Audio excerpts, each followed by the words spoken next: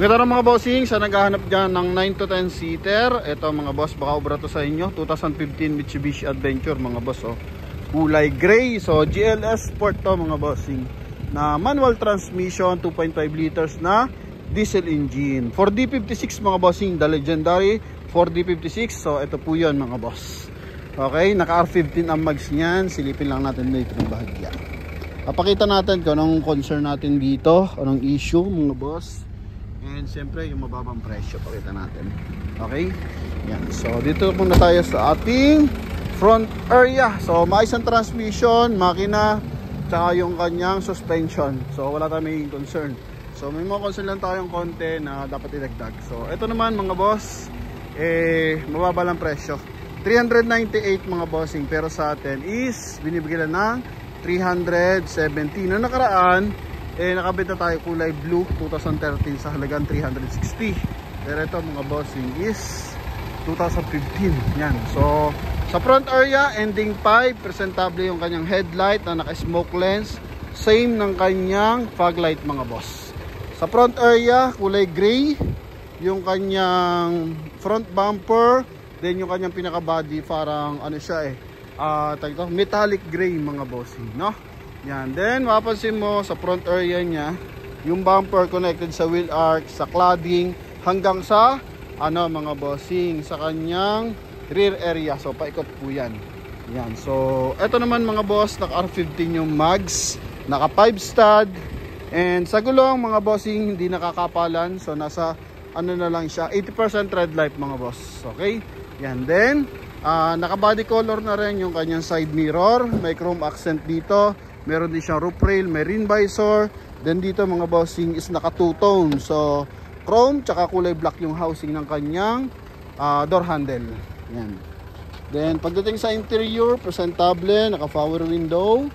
Yan, harap likod, maayos mga bossing. Yan. Then chrome din yung kanyang door opener, may maliit na speaker. Then dito naman, napakaganda ng busina mga boss, oh. Yan. Then presentable yung kanyang steering wheel. Sa upuan, ganun din mga boss. Yan, oh, hindi pa masyadong lundo yung kanyang upuan mga bossing, pati yung kanyang mga handle. So maayos. May armrest din siya. So kulay ng ating ceiling is kulay gray. Dashboard, eto naman yung dashboard natin mga boss. May lawin natin yung kanyang hazard. Then naka 2D audio system na yan.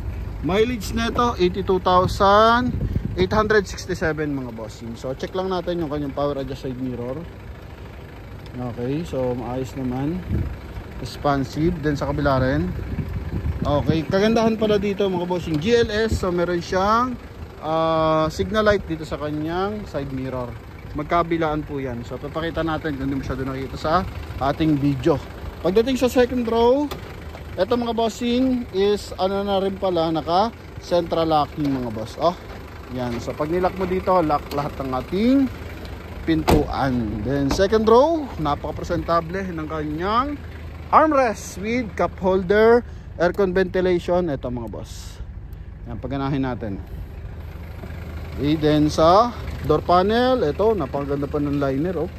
Buong buo pa mga bossing, ha? Yan. Then sa likuran, ito may mga maliliit lang na gas-gas. Then dito, gas-gas din mga boss, no? Yan. So nilagyan lang ng kapiraso sticker. May sticker pala talaga mga bossing. Then same time sa tint, yan, may mga gas-gas ng bahagya yung tint nila. So not sure lang kung tatanggalin na lang yung tint niyan. Then dito sa ating mga bossing, maayos pa yung kanyang hydraulic assist para sa pintuan. So hindi pa siya babagsak. Same time, ito naman maayos yung upuan, oh.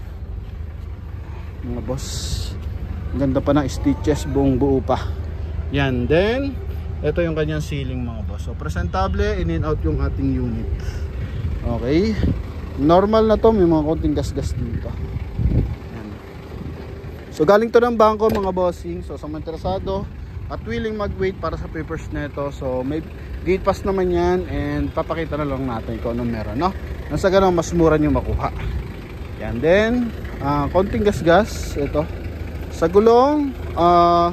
Ano to mga bossing, 80% red light. Sa likod 90 pa, sa harap 80% red light na lang. So hindi na ganun kakapal yung nasa harapan. Ibig sabihin na rotate na siya mga boss. Okay, eto naman yung kanyang kabilang side. Yan, even yung kanya mga headrest, maayos na maayos. Okay, so check na lang pala natin yung kanyang mga window. Yan, okay, goods pa. Tint lang mga bossing. Kung ano na kayo medyo maselan, so betray kayo magpalit ng tint. Pero kung hindi naman, so maayos pa naman mga boss. Malinis pa laman siya mga boss. Ha? Yan, so eto yung loob ng ating Mitsubishi Adventure. Okay, so front area, ito mga boss, ito 80% red light na lang siya mga boss. Ha? Ganda ng smoke lens ng ating headlight. Yan o. Siyempre check natin yung kanyang engine bay. Ito yung ating engine bay mga boss.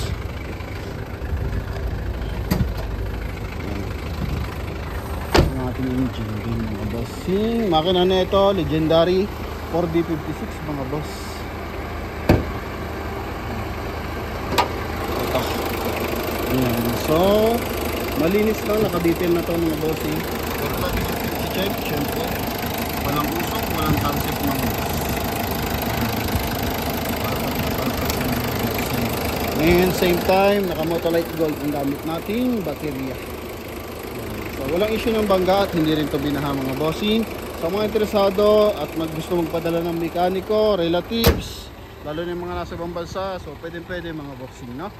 Yan, so ito mga boss, sa mga interesado, tawag lang sa ating contact number nasa screen. And maraming salamat po sa ating mga subscriber. So going to 100,000 subscriber na tayo sa ating YouTube, and 400 going to 500,000 na tayo sa ating Facebook page, kasi 484 na.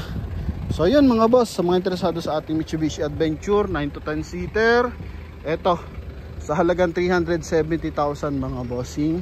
May nagbebenta pa na ito mga boss, 428. Yan ang kadalasang bentahan, 428. Pero dito yung 398 mababa na yun eh.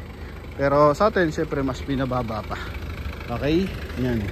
So yun lang mga boss, huling sulyap para sa ating Mitsubishi Adventure. Oh, ha? Gara niyan mga boss. Napakadalang yung ganito kakinis na unit, no? Tsaka kabilang side. So yun lamang mga bossing, tawag na lang po sa ating mga bayan na interesado. Bye bye and thank you. Yan. Okay.